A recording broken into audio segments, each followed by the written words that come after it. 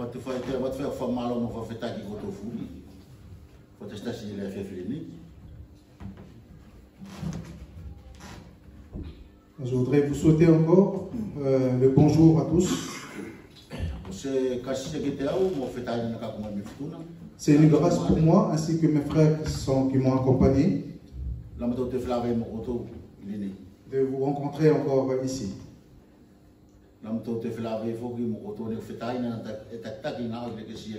De vous rencontrer aussi ainsi que les frères qui menaient aussi les frères et sœurs de troupeau ici en France. Ainsi pour vous tous aussi qui sont là, nos propres enfants.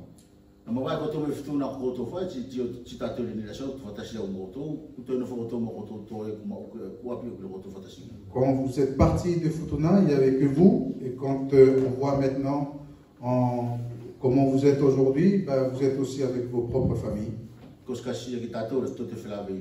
Et c'est aussi une grâce pour nous de se réunir encore. Et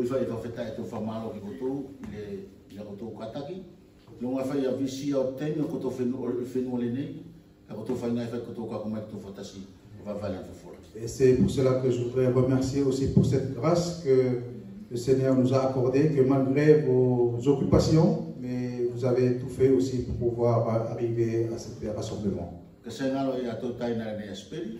Et sans oublier aussi notre frère Sebeli qui est parmi nous. Et je suis vraiment content aussi de le revoir ici. Et c'est aussi notre frère qui nous a amené la parole de notre Seigneur chez nous. Il est encore en vie et nous rendons grâce à notre Seigneur. Autant nous avons chanté nos cantiques, notre frère nous a parlé aussi ce matin. Vous remarquerez que quand on chante au Seigneur, quand on chante envers une femme, c'est comme quand on chantait envers Dieu. Et nous dirigeons complètement le chant envers cette personne. Toute parole que nous construisons, c'est envers cette personne.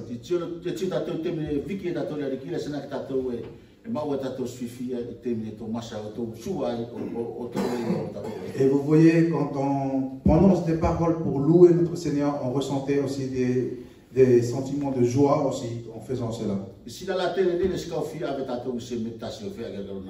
Et cet après-midi, je ne vais pas être trop long sur notre méditation. Mais je voudrais poursuivre aussi sur l'amour de Dieu pour nous. La grâce de Dieu envers nous chaque jour. Et il y a une histoire aussi que je vais vous conduire là-dessus.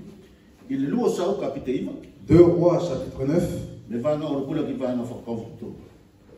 Verset 1 au verset 23. 2 Rois chapitre 9.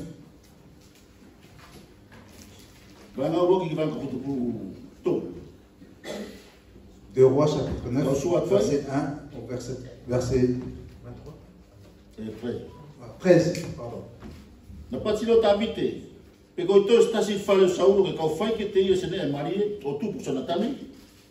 Na ia stanga te fasau me fale o saulo na ngi te sipa lia na mai elo na mai ke tabite na patilo ale sau ki te ia ko te sipa koe tina tari lo ia o to tonu ko tanga te fasau na patilo sau presko to stasi de fale saulo o tu ke ka forsa ki te ia le na mario le tu ki te au na tari o te sipa ki sau ko to le bosa sonatane kai mai mo na va na patiloa le sau ki te ia, ko whea ia.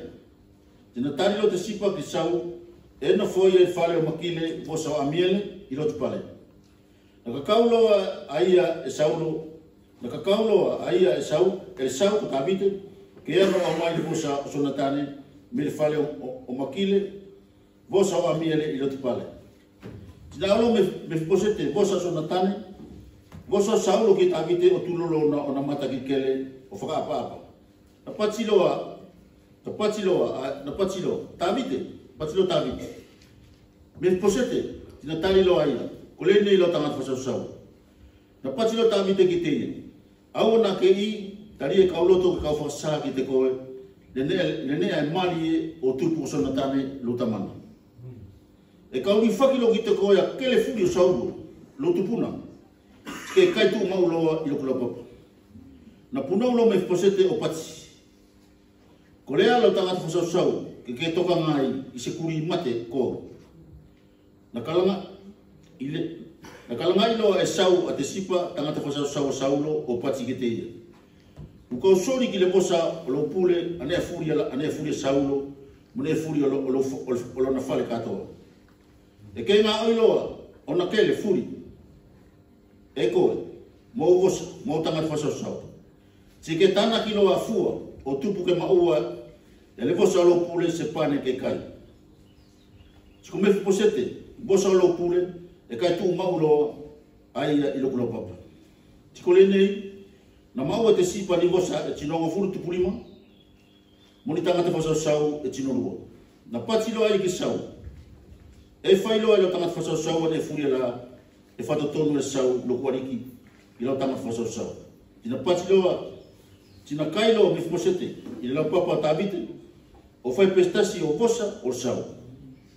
Tina maua foki me fmosete se vosa iki na ingoa komunika. Tikolato furi na nonofo i fale o te sipa o tangata whasau a me fmosete. Ko ia, nonofo e me fmosete i Jerusalemi tai na kaitu maua ia i le papa o sau na kito o na wae uru. Frères et sœurs, à travers cette histoire,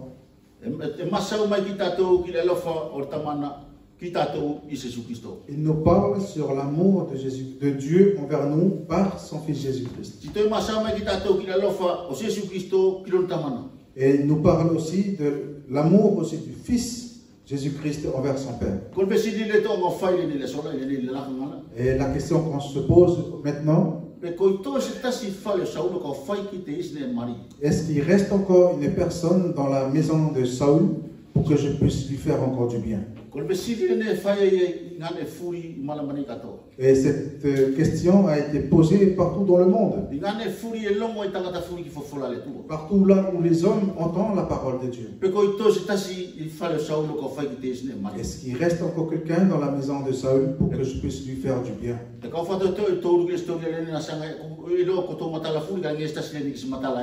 Je résume un peu cette histoire parce que c'est une histoire peut-être que nous le connaissons bien tous. Mephibosheth, c'était le fils de Jonathan. Jonathan était le fils de Saül. Et quand ils ont eu la nouvelle aussi que Saül était tué au combat avec ses trois fils,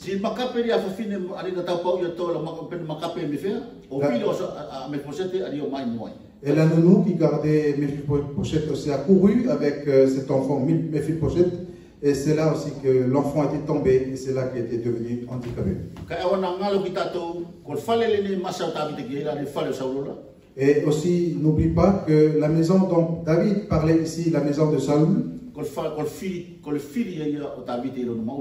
était aussi un ennemi pour David aussi durant toute sa vie. Pendant une bonne partie de la vie de David a été poursuivi par cet homme.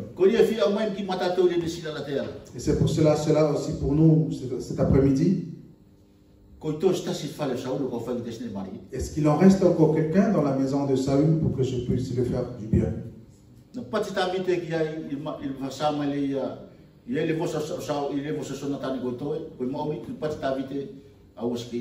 Quand David a su cette nouvelle qu'il y avait encore quelqu'un qui restait, et les paroles que David prononçait, ne crains pas. Et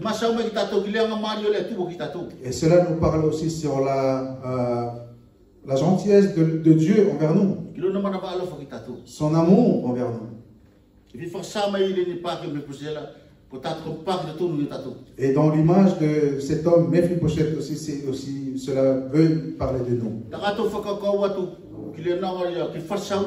Si nous regardons et réfléchissons sur le royaume, le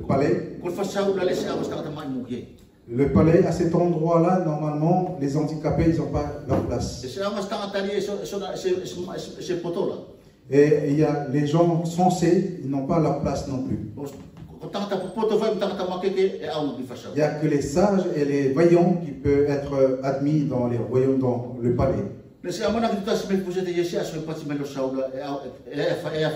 Et Méphibosheth peut-être pensait que jamais un jour le roi va l'inviter, va penser à lui. Il pensait peut-être jamais qu'il serait être utile pour le roi. Il n'arrivait pas à penser un jour qu'il y aurait tout cela. Premièrement parce que son grand-père était aussi un ennemi de David. Et lui-même aussi était un homme handicapé. Frères et sœurs, cela aussi parle pour nous. Et cela n'a aucune différence par rapport à nous. Et c'est cela aussi la bonne nouvelle que nous devons annoncer. Que Dieu a pensé à nous. Il nous a vus. Il nous a vu aussi notre misère. Il nous a vu aussi nos handicaps. Il nous a vu notre incapacité. Nous voulons faire le bien, mais nous n'arrivons pas. Nous voulons faire comme les autres, nous n'arrivons pas. Nous voulons avoir aussi des choses que les autres ils ont, mais nous n'arrivons pas. Nous n'avons rien du tout en nous qui peut être utile pour le royaume, pour le palais. Mais on avait de la valeur devant Dieu. Et il nous a tant aimés aussi à cause de son Fils Jésus-Christ. Malgré qu'il nous voyait aussi comme des paralytiques, mais il nous a aimés. Le Père nous a tant aimés par son Fils Jésus-Christ. Malgré que nous sommes handicapés, nous sommes boiteux, comme cet homme, mais il nous a aimés. On avait de la valeur à ses yeux. Peut-être il y a quelqu'un dans cette pièce qui a aussi cette même pensée, idée que Méphibosheth. Je ne sers à rien. J'ai rien de bon pour t'offrir. Je ne peux pas faire ce qui est bien parce que je fais toujours ce qui est mal. Parce que nous étions aussi des handicapés aussi depuis nos ancêtres, nos premiers parents, Adam et Ève.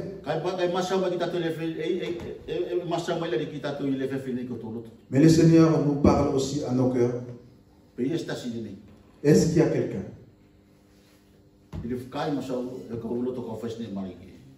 dans la maison de Saül pour que je puisse lui faire du bien? Voici le premier point que cette histoire nous donne. Nous sommes des esclaves. A été liés aussi par la puissance des ténèbres. Mais il est venu nous chercher. C'est lui qui nous a cherchés en premier, et non pas nous. Et c'est pour cela aussi, parle de la grâce de Dieu pour nous. À cause de son amour aussi envers son Fils Jésus-Christ. Autant nous étions encore dans le péché, frères et sœurs, Christ est mort pour nous.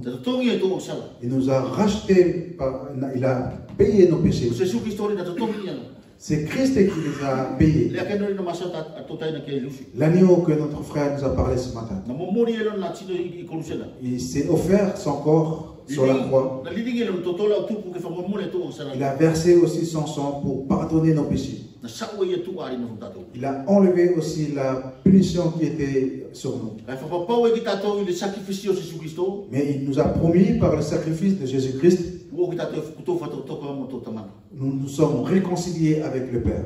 Nous sommes réconciliés avec notre Père au ciel. Deuxième point que nous voyons dans cette histoire, David a invité Méphibosheth à manger à sa table.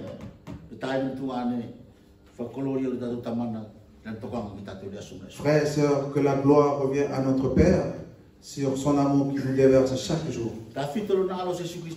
Surtout par son Fils Jésus-Christ. Sur son obéissance complète envers son Père. Jusqu'à donner toute sa vie sur la croix pour nous. Si nous avons le salut aujourd'hui, parce qu'il nous a racheté aussi nos âmes. Il est dit aussi dans Colossiens chapitre 2 verset 10. Vous avez tout dans la plénitude en lui. Lui qui est la tête en toutes choses et en toute puissance. Jésus-Christ. Lui qui n'a pas épargné son Fils. Mais il a tout livré pour nous. Et c'est pour cela que le roi il a demandé, posé cette question. Où est-il?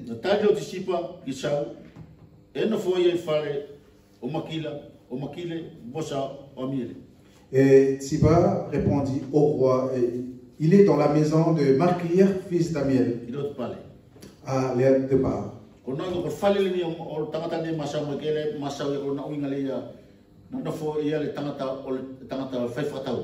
Et il est resté dans la maison d'un marchand. Et l'autre part, il veut nous parler aussi d'un terre désert. Il y a aussi une signification qui pourrait nous être utile aussi sur ce que le Seigneur veut nous communiquer. Nous étions avant dans la maison de cet homme. Et c'est cet homme-là qui vend aussi nos âmes. Ils vont aussi à la perte. Mais un jour, Jésus-Christ il est venu nous chercher. L'endroit où il vivait, il n'y avait pas de nourriture. Il n'y avait pas de vie. Mais il est venu nous chercher. C'est là, frères et sœurs, que nous voyons aussi l'amour de Dieu pour nous. Il s'occupait de nous, il prend soin de nous.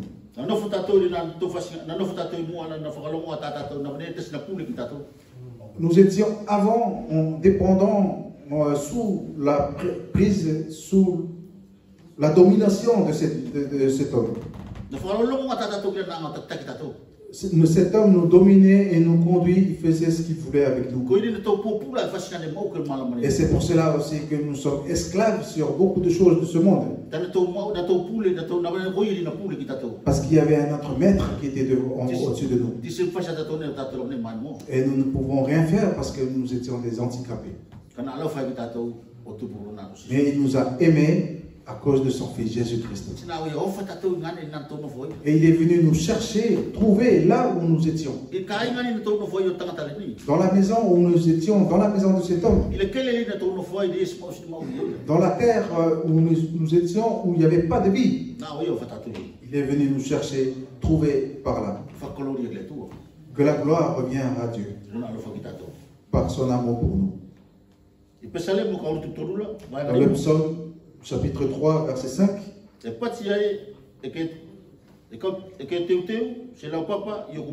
Il est dit, tu dresses une table devant moi, devant les yeux de mes ennemis. Et tu oins ma tête, et ma coupe est déborde.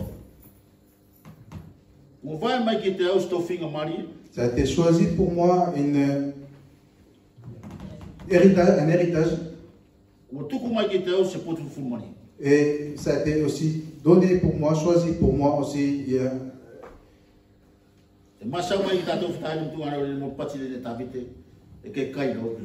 Il parlait ici aussi sur le fait aussi, comme David l'a dit ici, tu mangeras à ma table.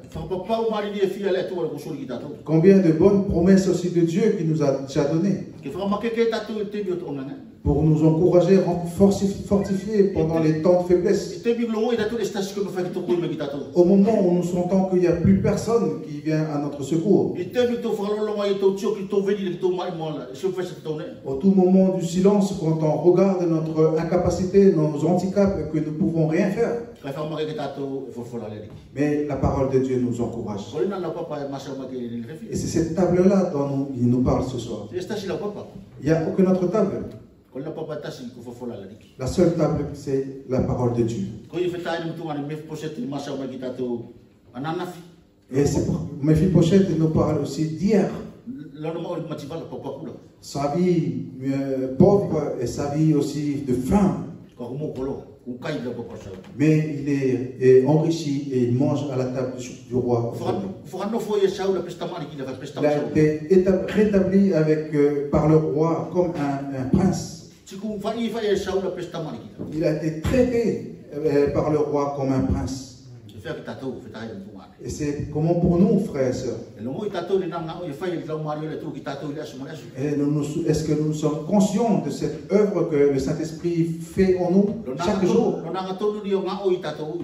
Sa fidélité de œuvrer en nous chaque jour.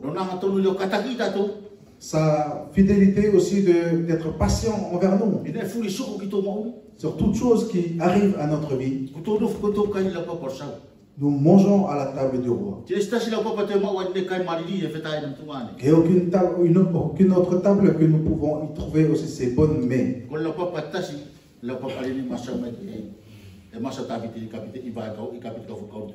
La seule table dont il parlait aussi David dans le psaume chapitre 23.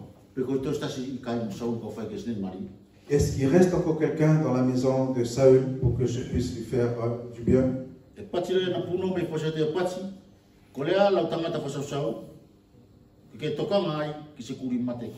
Et la réponse aussi que Mephibosheth avait donnée ici, il dit à David, qui suis-je en tant que serviteur pour que tu puisses prendre soin de moi, moi qui suis un chien mort. Mephibosheth reconnaît aussi le fait qu'il n'est rien. Il n'a rien en lui qui peut aussi donner à quelqu'un d'autre. Et il n'y a rien en lui aussi qui peut faire quelque chose de bien. Mais cela aussi témoigne de l'amour de David aussi pour lui.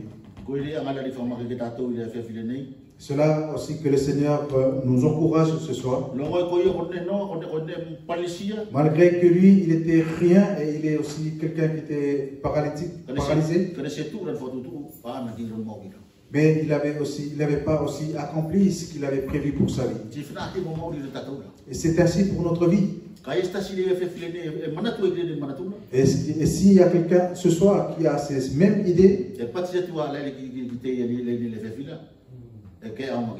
et le Seigneur lui dit aussi dans son cœur ce soir, tu es utile pour moi. Tu as de la valeur à mes yeux. Et nous pouvons y poser la question aussi en voyant Dieu, il peut aussi travailler tout seul. Mais là, il veut nous utiliser. Pourquoi? Parce que nous avons de la valeur pour lui. C'est pour cela qu'il est venu nous racheter, parce que nous avons de la valeur. Et au moment où nous étions aujourd'hui, nous n'appartenons plus à nous-mêmes. Il nous a déjà rachetés. Et nous dépendons tous envers lui. Et c'est surtout le plan que le Seigneur a prévu, rien ne peut l'empêcher. Et il nous a tant aimés aussi par son Fils Jésus-Christ. Frères et sœurs, ce soir, tout ce que nous avons, tout ce que nous pouvons voir, tout cela aussi, on doit aussi lui offrir.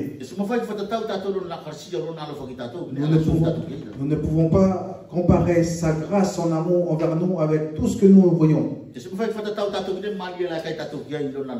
Et nous ne pouvons pas non plus comparer aussi avec toutes les bonnes choses que nous mangeons aussi sur sa table. Nous donnons simplement que des miettes. Mais il nous donne vraiment quelque chose que nous ne pouvons pas mesurer sa grandeur, sa valeur. Et si nous regardons bien aussi la grâce de Dieu envers nous, mais le fait aussi comment il utilise sa grâce envers nous, et c'est là aussi que nous comprenons bien aussi le fait que nous sommes reins. Frères et sœurs, voici la vérité de l'évangile. Plus nous connaissons la grâce de Dieu, plus nous connaissons notre petitesse, notre rien du tout. Nous sommes des pécheurs. Et là aussi grandit le fait aussi que nous ressentons le besoin d'avoir le Seigneur. Nous étions dans la pauvreté, mais nous sommes riches maintenant. On était esclaves, mais nous sommes libres. Nos larmes ont été transformées par la joie. Tout ce que nous craignons,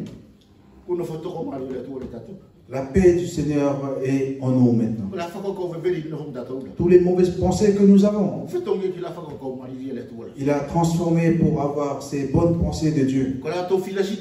Notre orgueil, il nous a aussi rendus humbles. Quand nous voyons à chaque fois qu'on grandit en voyant la grâce de Dieu, et c'est à chaque fois aussi qu'on descend. Et il nous met aussi à devenir humble.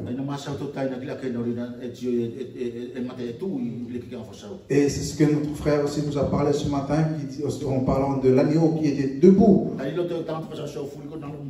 Parce qu'il veut que tous les serviteurs qui soient aussi, voilà son exemple, pour qu'il meure pour lui-même. Voici, frères et sœurs, ce que le Seigneur veut aussi nous encourager nos cœurs ce soir. Comme Paul il avait dit, 1 Corinthiens, chapitre 15, je suis le plus petit parmi les apôtres. Et je ne suis pas digne d'être nommé apôtre parce que j'ai persécuté l'église du Seigneur. Mais par la grâce du Seigneur, mais qui m'a fait tel que je suis. La grâce de Dieu n'a pas été vaine. Et vous savez très bien qui est Paul.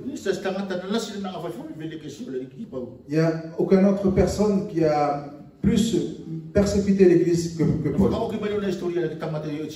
Et il a fini aussi son histoire de persécution, aussi persécuteur sur la mort d'Étienne. Et quand il avait rencontré le Seigneur, il était parti pour aller à Damas pour continuer à faire cette œuvre. Et c'est pour cela que Paul a dit ici que je ne suis pas digne d'être nommé apôtre. Il n'y a aucun autre apôtre qui a été le plus grand aussi, plus que Paul. Et aussi toutes les grandes révélations que Dieu aussi lui a montrées. Surtout pour le fondement de son église ici-bas. Aucun. Et Paul aussi, et Pierre aussi l'avait dit la même chose.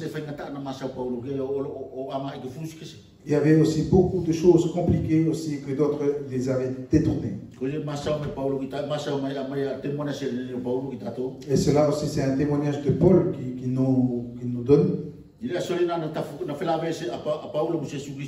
Le jour où Paul il avait aussi rencontré Jésus-Christ, lui qui était aussi un persécuteur,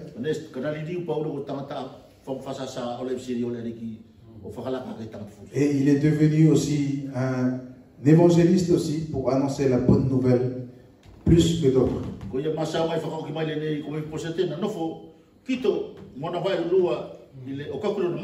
Et c'est pour cela, à la fin de notre texte, le verset 13, il dit Méphibosheth habitait à Jérusalem, car il manquait toujours à la table, et il boiteux des deux pieds jusqu'à la fin. Malgré le fait qu'il est aussi boiteux et qu'il est handicapé, mais il a mangé à la table du roi jusqu'à la fin. Et ça, c'est notre image. Et vous regardez mon petit-fils Azaf. J'ai vu quand on mangeait de l'autre côté. Quand il est assis sur la table, on ne voit pas ses pieds. Et on voit juste que la partie haute. On voit que c'est un enfant bien portant. Et quand il sort pour marcher, et c'est là que on voit qu'il a un handicap.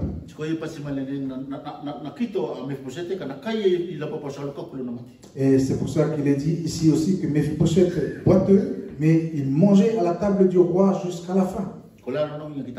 Qu'est-ce que cela veut dire? Nous restons encore avec nos faiblesses. On était déjà sauvés.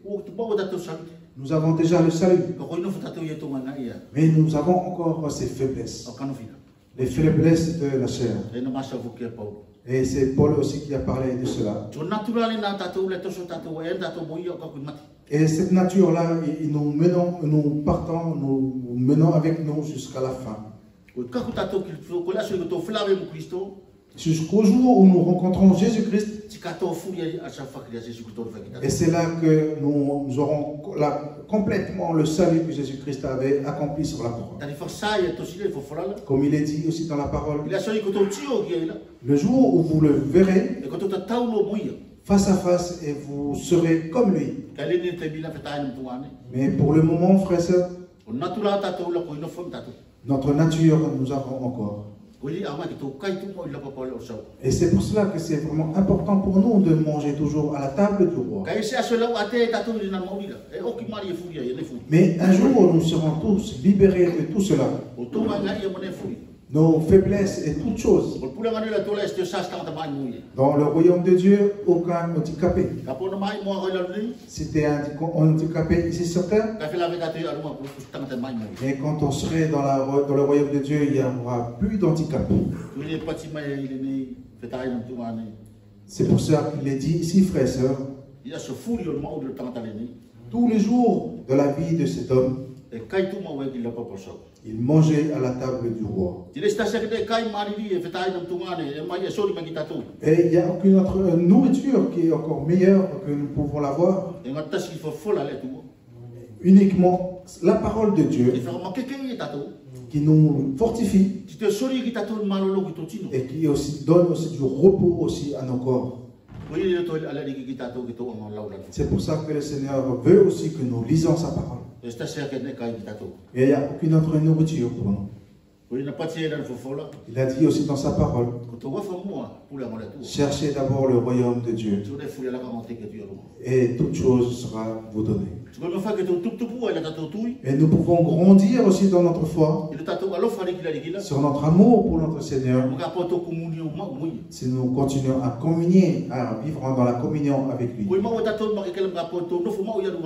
pourrons avoir cette force si nous pouvons continuer toujours à rester sur cette table. Parce que uniquement sur la table du Père que nous pouvons trouver la nourriture qu'il fallait pour nos âmes. Par la voix de David ce soir, il fait appel encore ce soir. Est-ce qu'il y a quelqu'un? Est-ce qu'il y a quelqu'un qui reste encore dans la maison de la servitude? Est-ce qu'il y a encore quelqu'un qui reste dans la maison du désert? Il veut aussi montrer sa grâce envers toi.